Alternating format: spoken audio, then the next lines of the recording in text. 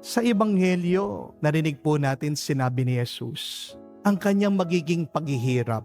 Tinuro daw ng ating Panginoon sa kanyang mga alagad, siya po ay huhulihin, siya'y pahihirapan, siya'y papatayin. Tingnan nyo, Diyos na yan ha. Gumagawa na ng mabuti, tumutulong na, nagliligtas.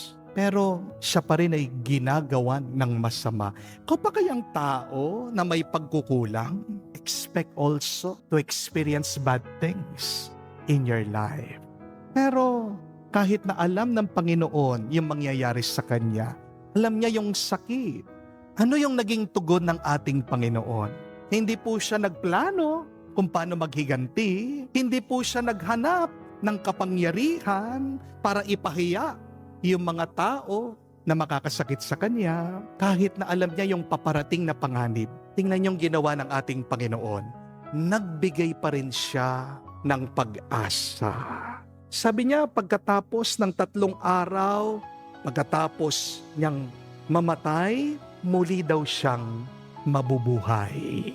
Mga kapatid, sa gitna ng gulo, ng hirap, ng krisis, isa lang po ang magpapalakas sa atin.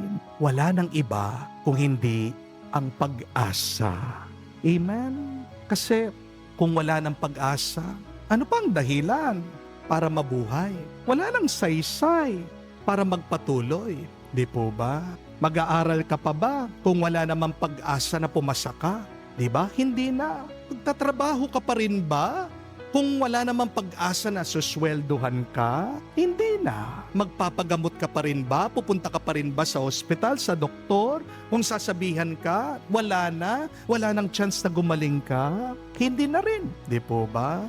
Kakausapin mo pa ba yung asawa mo? Kung talagang wala nang pag-asa na magbago siya, hindi na rin po.